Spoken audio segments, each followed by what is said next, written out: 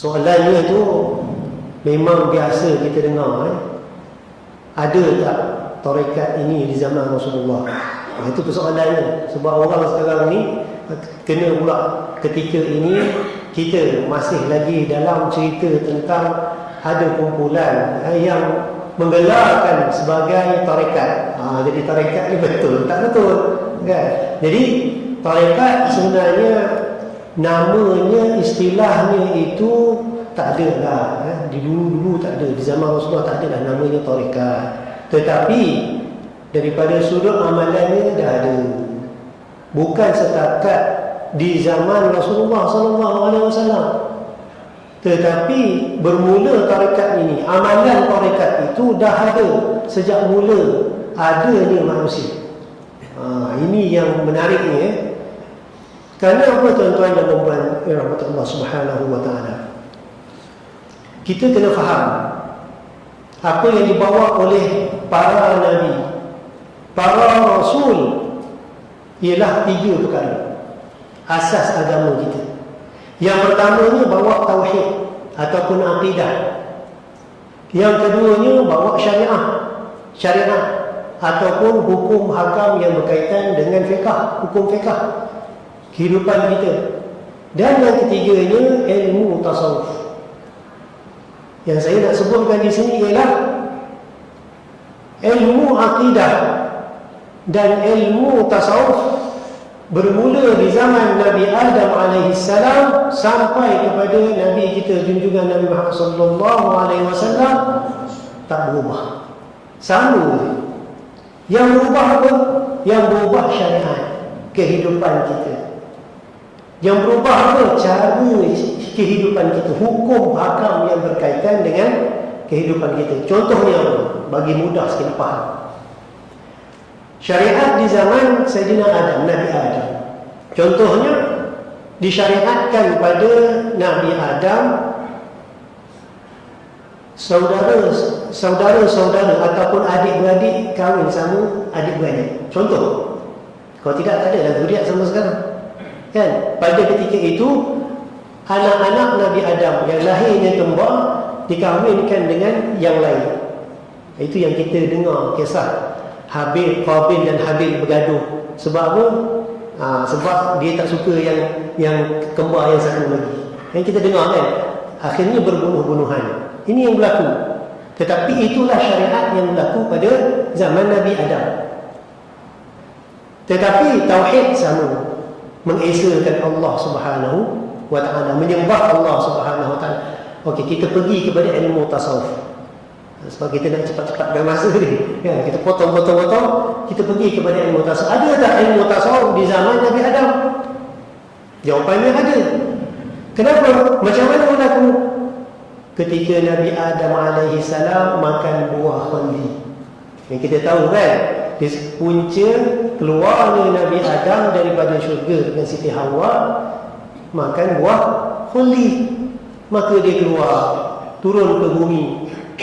Lalu doa ni kita tahu, Rabbana zalamna anfusana wa in lam taghfir lana wa tarhamna lanakunanna minal khasirin. Doa ini adalah penyesalan daripada Nabi Adam kerana makan buah khuldi.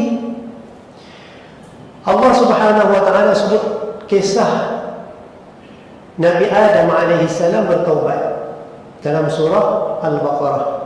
A'udzu billahi minasyaitonir rajim. Fatalaqqa Adamu min rabbih kalimatin fataba alaihi. Allah Subhanahu wa taala memuji Nabi Adam kerana insaf akan dosa-dosanya. Maka Allah Taala menerima taubatnya. Perkara yang disebut sebagai taubat ini merupakan salah satu perbincangan di dalam ilmu tasawuf. Kita buka ilmu tauhid, buka ilmu akidah, ada tak bincang tentang taubat? Ada? Tak ada. Kita tengok dalam ilmu fiqh, ada tak cerita pasal taubat ni? Cerita secara zahir ada, tetapi yang banyaknya menceritakan tentang taubat ini dalam ilmu tasawuf. Begitulah kalau kita tengok sepanjang perjalanan kisah para nabi dan para rasul, ilmu tauhid dan ilmu tasawuf ini dipegang, diamalkan oleh mereka. Di zaman Rasulullah, ini pendek cerita di zaman Rasulullah, apakah amalan-amalan tarekat yang dilakukan oleh Rasulullah SAW? Apa dia?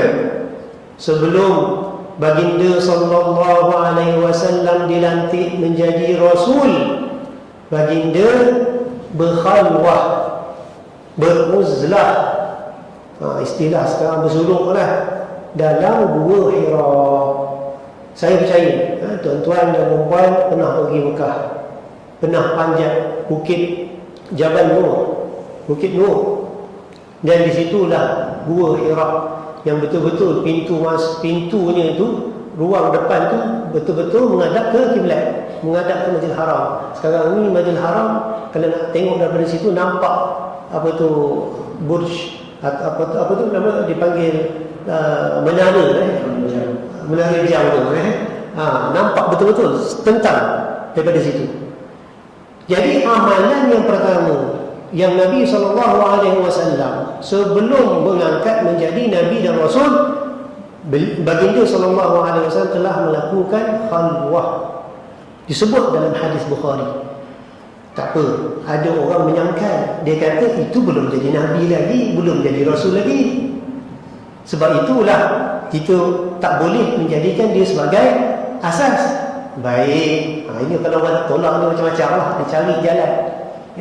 Musuh-musuh ni begitu, orang tak nak bagi orang beramal.